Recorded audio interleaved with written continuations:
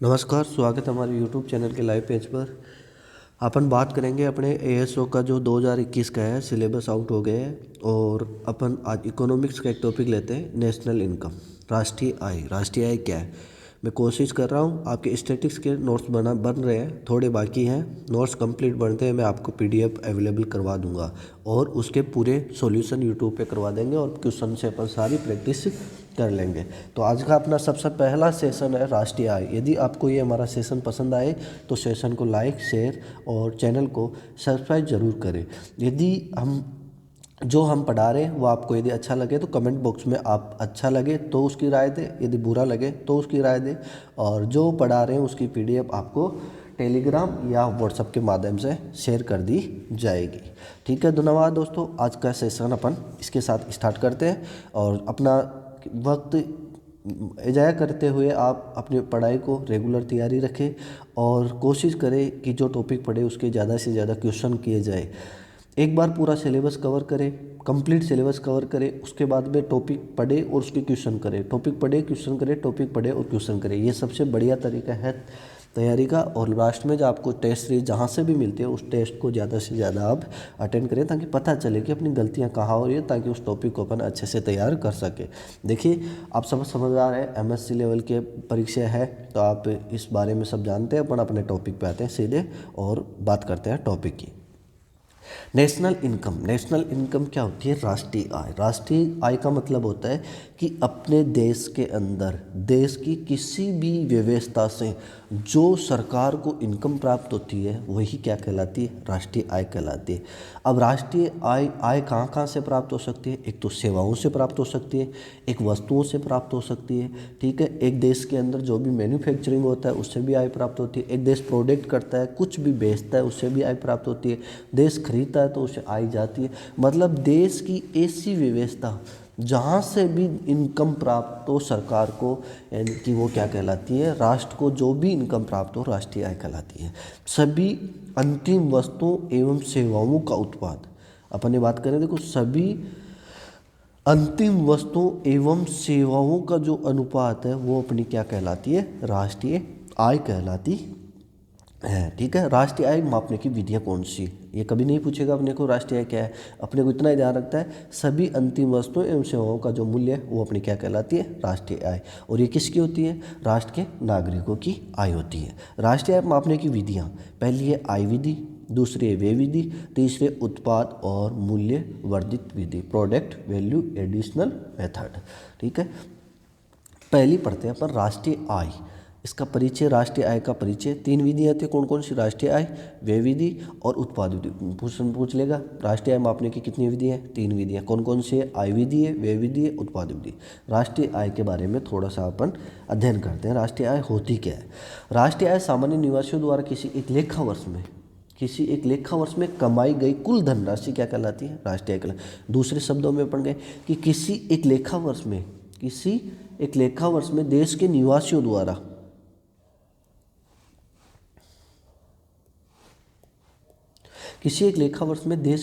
द्वारा उत्पादित की गई अंतिम वस्तु, यानी अंतिम वस्तु का मतलब क्या है कि वस्तु पर जो भी प्रोडक्ट, यानी कि जैसे अपन बना रहे हैं, एक शर्ट बना रहे हैं तो शर्ट जब तक बनकर तैयार नहीं हो जाता तब तक उसको अपन अंतिम वस्तु नहीं कह सकते। और सेवाओं का मूल्य क्या कहलाती है? राष्ट्रीय आय। यानी अंतिम वस्तु और सेवाओं का मूल्य क्या कहलाती है? अपनी राष्ट्रीय आय कहलाती है।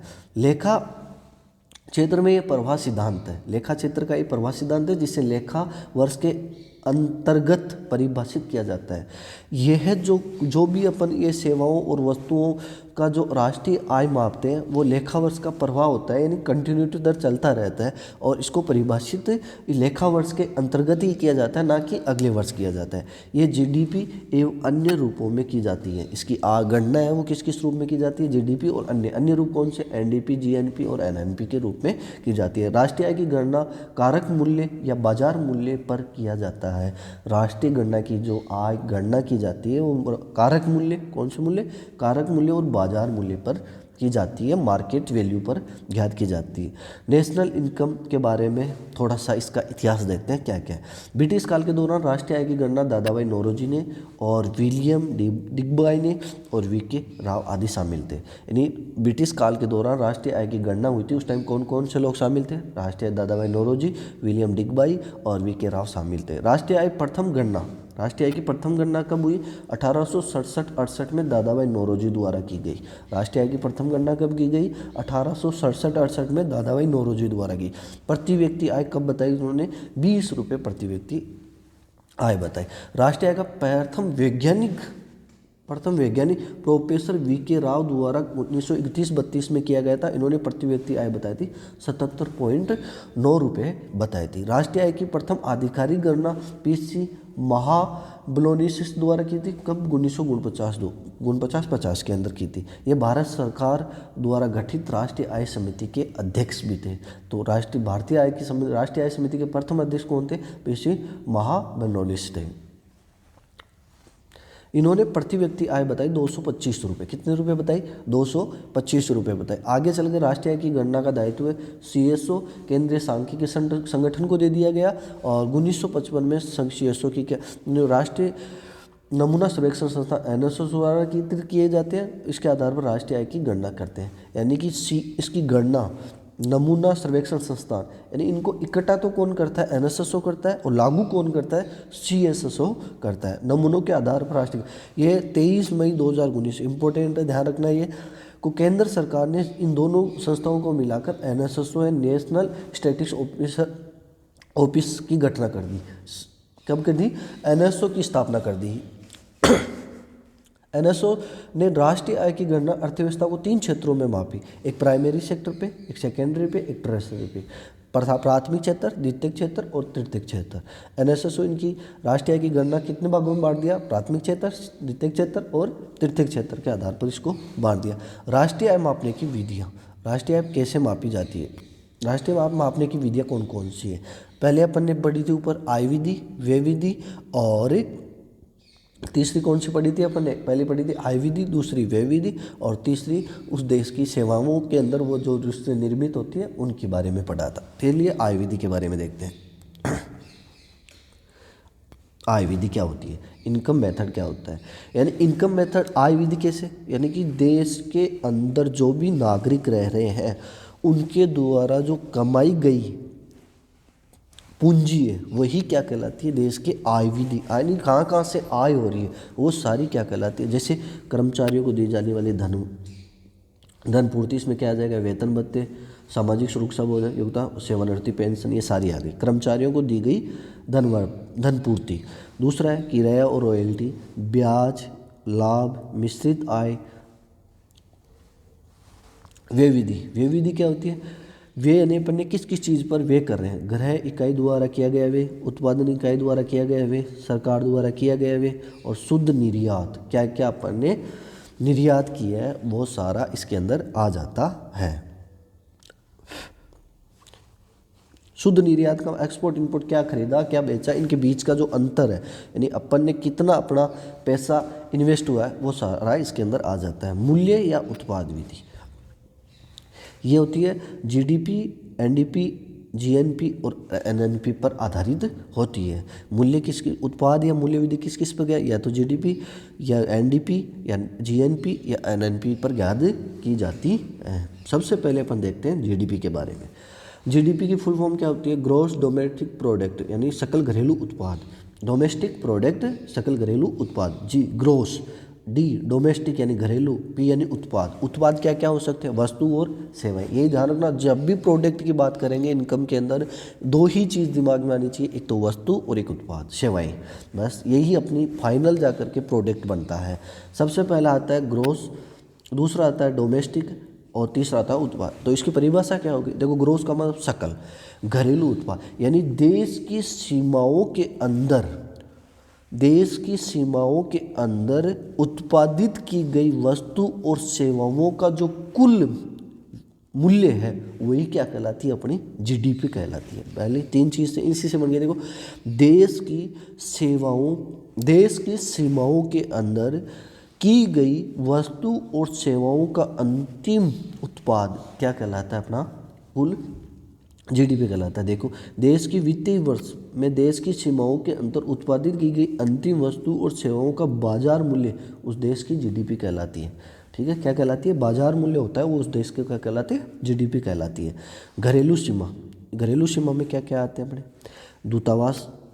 दूतावास, सैन्य अड्डा, भारतीय प्रायद्वीप, 12 नॉटिकल मील पानी, भौगोलिक सीमा और द्विपक्षीय समझौते, ये सारे के सारे किस में आते हैं? घरेलू सीमा में आते हैं। जैसे भारत का दूतावास बाहर काम कर रहा है तो वो भी घरेलू सीमा में आएगा। सैन्य अड्डा, जैसे बाहर भारत ने कहीं दूसरे देश में सैन्य अड्डा बना रखा है वो भी भारतीय प्रायद्वीप पे 12 नॉटिकल, जो गुजरात के अंदर, गुजरात के जो तटीय सीमाओं से लगा हुआ क्षेत्र वो 12 नॉटिकल मील तक जितनी सीमा लगती है वहाँ तक का। भौगोलिक सीमा भारत की सीमा के अंदर। द्विपक्षीय समझौते, भारत और दूसरे देश के जो डिप्लोमेटिक समझौते होते हैं उन बारे के, ये सारे के सारे किस में आ जाते हैं? घरेलू उत्पाद। अंतिम वस्तु एवं सेवाएं, अंतिम वस्तु और सेवाओं का मतलब क्या होता है? जैसे कोई वस्तु है अपनी 100 रुपये पर ने, उस 100 रुपये उसकी कीमत, 50 रुपये में अपन ने उसको, जैसे 100 रुपये कोई वस्तु अपने से खरीदी, 50 रुपये उसने किसने खरीद ली? बेकरी वाले ने खरीद ली, और 50 रुपये में मंडी में चली गई। तो 50 रुपये मंडी मूल्य, ये तो इसका फाइनल हो गया। लेकिन बेकरी वाले ने इसका क्या किया? बेकरी वाले ने 500 रुपये में इसका बना करके ब्रेड को बेच दिया। अब 500 ब्रेड को बनाया तो 300 तो ये मार्केट में बिकने के लिए तैयार हो गया, और 200 रुपये में ये रेस्टोरेंट में चला गया। अब रेस्टोरेंट वाले ने क्या बनाया? इसका 200 रुपये जो बना के सैंडविच बना के बेच दिया 1000 रुपये में। कितने रुपये में बेच दिया? तो जीडीपी क्या होगी? अंतिम जो मूल्य बिकने के लिए तैयार हो जाता है वही तो जीडीपी कहलाती है। मतलब क्या क्या आ गया अपने पास में? यहाँ से देखो, एक तो आ गया ये 50 रुपये, एक आ गया 300 रुपये, और एक आ गया अपने पास में 1000 रुपये। मतलब टोटल कितने रुपए हो गए? ये टोटल हो गए 1350 रुपये। तो ये 1350 रुपये क्या है? अपना जीडीपी है। यानी कि टोटल ग्रोथ प्रोडक्ट की जो ग्रोथ प्रोडक्ट की जो कीमत है वो टोटल कितनी हो गई? 1350 रुपये। तो अपन जीडीपी की परिभाषा क्या लिख सकते हैं? यही तो परिभाषा अपने बताई थी। एक वित्तीय वर्ष में देश की सीमाओं के अंदर उत्पादित वस्तु एवं सेवाओं का जो बाजार का जो मूल्य, मार्केट की जो प्राइस है, वही अपनी क्या कहलाती है? जीडीपी कहलाती है। ठीक है, अब ये अपना ये मध्यांतर मूल्य होता है। ये 50 रुपये, ये 500 रुपये, ये 200 रुपये, इसका मध्यांतर मूल्य हो गया। मध्यांतर मूल्य का मतलब क्या हो गया? कि बीच की प्राइस हो गई इनकी। ठीक है, ये मध्यांतर मूल्य हो गया। बीच में क्या क्या खर्चा आया, ये इसका मध्यांतर मूल्य हो गया। NIFF बोलते हैं जिसे अपन। नेक्स्ट देखो, नेक्स्ट क्या आ गया अपने पास में? मध्यांतर वस्तु, ऐसी वस्तु जो अभी उत्पादित की प्रक्रिया का हिस्सा है वो क्या कहलाती है? मध्यांतर वस्तुएं कहलाती है। और जो अंतिम रूप से बिकने के लिए तैयार हो जाती है वो क्या कहलाती है? फाइनल प्रोडक्ट कहलाता है। GVA, सकल मूल्य वर्धन। GVA क्या? Growth value additional. उत्पादित कीमत माइनस मध्यांतर मूल्य के बीच में जो अंतर होता है वो अपना GVA कहलाता है। क्या कहलाता है? उत्पाद की कीमत और मध्यांतर वस्तु का मूल्य। जैसे ये अपन ने कहा था, यहाँ पर मान लो ये अंतिम 1350 रुपये, इसमें क्या क्या आ गया अपने पास में? फाइनल वैल्यू कितनी होगी? मध्यांतर वस्तु का मूल्य कितना हो गया? 50, 500, 200, कितना हो गया टोटल? 750 रुपये हो गए। और ये कितना हो गया बीच में? ये दे रखा था अपने पास में।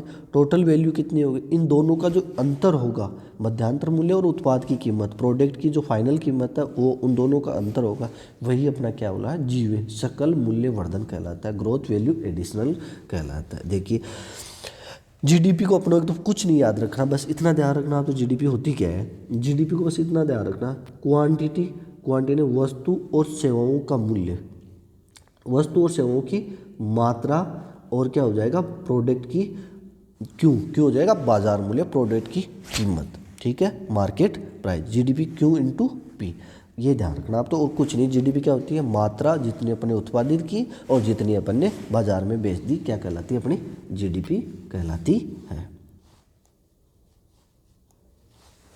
ठीक है, नेट डोमेस्टिक प्रोडक्ट, NDP क्या होता है? शुद्ध निवल या घरेलू उत्पाद क्या होता है? NDP क्या होता है? NDP का मतलब ये होता है कि जितना भी अपने पास में जीडीपी है उसमें से मूल्यह्रास घटा देते हैं तो अपने पास में क्या आ जाती है? NDP आ जाती है। नेट डोमेस्टिक प्रोडक्ट यानी कि शुद्ध घरेलू उत्पाद, इसे क्या बोलते हैं अपन? शुद्ध घरेलू उत्पाद। नेट डोमेस्टिक प्रोडक्ट बोलते हैं। एनडीपी क्या होती है? एनडीपी होती है जीडीपी में से यदि डिप्रिसिएशन घटा देते हैं, मूल्यह्रास घटा देते हैं, तो अपनी क्या आ जाती है? एनडीपी आ जाती है। जैसे देखो, मूल्यह्रास के कारण देश का नुकसान हो रहा है। देश में R&D कार्य कैसे कर रहा है, यानी रिसर्च एंड डेवलपमेंट जो है वो कैसे कार्य कर रहा है, ये मूल्यह्रास का बीच में। नोट, मूल्यह्रास पूर्णतः समाप्त नहीं कर सकते, केवल न्यूनतम करने का प्रयास किया जा सकता है। मूल्यह्रास को कभी भी अपन न्यूनतम कर सकते हैं, लेकिन कभी भी इसको समाप्त नहीं कर सकते।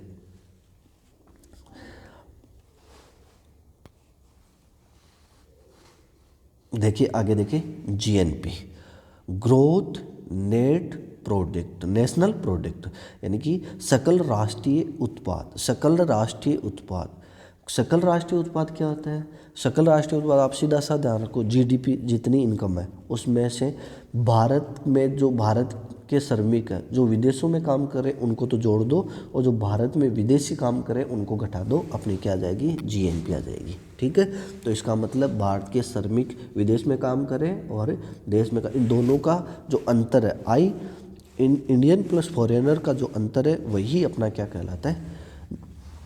इनको यदि जीडीपी में जोड़ दिया जाए तो वो जीएनपी कहलाती है।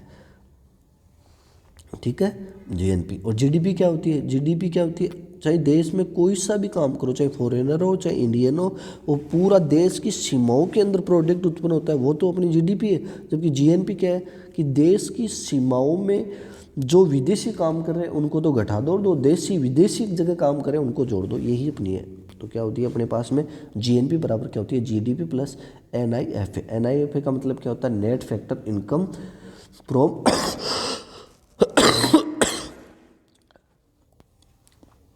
विदेशों से प्राप्त शुद्ध आय, ये अपनी होती है जीएनपी। निजी प्रेषण, शुद्ध ब्याज भुगतान, शुद्ध निर्यात।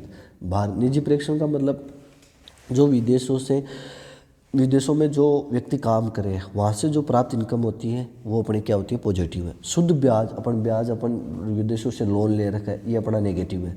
शुद्ध निर्यात अपन कम करते हैं, आयात ज़्यादा करते हैं, तो ये भी अपना नेगेटिव है। तो हमेशा ध्यान रखना, एनआईएफए भारत का हमेशा नेगेटिव ही है। ठीक है दोस्तों, अपन ने आज इतना पढ़ा, बाकी करेंगे अपन अपनी नेक्स्ट क्लास में। यदि आपको ये पढ़ाया हुआ थोड़ा बहुत भी समझ में आ रहा है और आपके लिए हेल्पफुल है तो आप मुझे कमेंट बॉक्स में कमेंट करके बता सकते हैं। इसी के साथ आज की क्लास के लिए धन्यवाद, और आप अपनी तैयारी को बेहतर बनाने के लिए हमारे साथ जुड़िए। धन्यवाद दोस्तों, आपका दिन शुभ हो, और आप अपना सुबह जल्दी उठकर टारगेट फिक्स कीजिए और पूरा दिन उस टारगेट को अचीव करने में लगा दीजिए। एक दिन आपकी ज़िंदगी अपने आप स्वतः ही बदल जाएगी। इसी के साथ मैं अपने शब्दों को विराम देता हूँ। धन्यवाद।